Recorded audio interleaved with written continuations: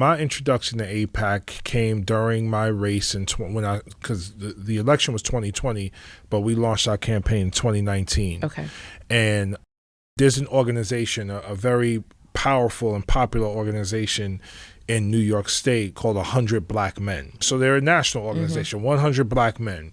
And they do good work across the country, good work in New York State in education and healthcare and faith-based organizations. They do a lot of great work. So the executive director of 100 Black Men reached out to me to have a meeting during my election. So I'm like, cool, absolutely, we can have a meeting.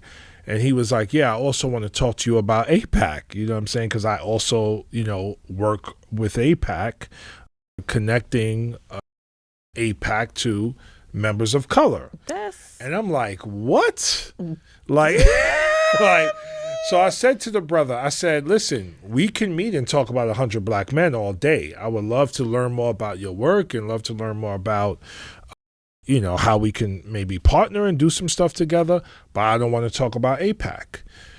He was like, okay, sure, no problem. We could do that. So we set up a meeting, and, I go to the meeting and we have a conversation about 100 Black Men, but he came with a bag and information about AIPAC, and he made sure I left with that bag.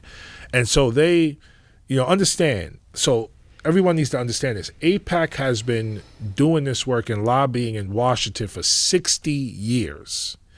So they are very strategic and very unapologetic about how they try to not just engage current members of Congress, but anyone running for Congress and anyone running for elected office. Any elected office. State. They're going to reach out. And then clergy. Number one objectives is to make sure that Israel continues to receive $3.8 billion a year from the United States. That's their number one objective. So, we had the 100 Black Men conversation. I did not follow up with any AIPAC conversations. And then once we won our election, one of the first pieces of legislation that I co-sponsored or co-led actually was the Betty McCollum bill. Okay. I believe you co-led this bill as well. Mm-hmm. And basically all we were saying was, listen, we're sending Israel $3.8 billion a year. We want to know where our money's going. We want to make sure that money isn't going towards detaining Palestinian children in the West Bank, which we already knew through B'Tselem and Human Rights Watch and the UN that Israel was doing that, like committing war crimes and doing this. So that was the bill. The minute we co-sponsored this bill, now this is a bill, you know how it works. A bill is introduced, it goes to committee, the committee makes a decision. Are we going to mark it up? Are we going to vote it out of committee? And then it goes to the floor. You already know, because AIPAC is such a powerful special interest and lobby, this bill ain't going nowhere. Like, it's not even no one's sniffing at it in committee. But it didn't matter to AIPAC. The fact that I co-sponsored the bill, 1,000 letters to my office, 1,000 calls to my office, protesting outside my office in Mount Vernon, an 80% black city, with the Israeli flag walking back and forth. We couldn't even do our jobs. Like, our office was shut down. They completely shut our office down. We couldn't do our jobs.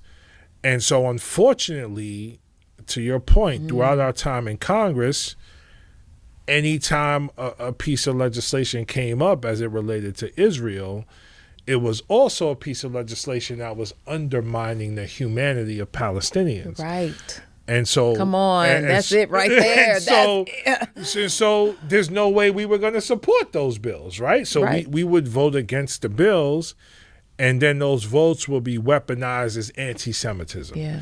And they would just use it to constantly attack us. And so that unfortunately, that tumultuous relationship continued into 2024. And so the reason why, I think, one of the reasons why members of Congress don't stand up to AIPAC, members of Congress, they don't want that smoke.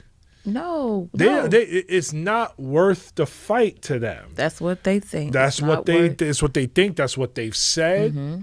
It's not worth the fight. So they'll vote on whatever Any bill that supports Israel unequivocally, they vote on that. Even if it's a bill that completely marginalizes and dehumanizes Palestinians, they'll vote on that. Because they don't want the calls to the office. They don't want the letters. They don't want AIPAC to find a candidate and spend against them, to run against them, and then they'll potentially be voted out of Congress.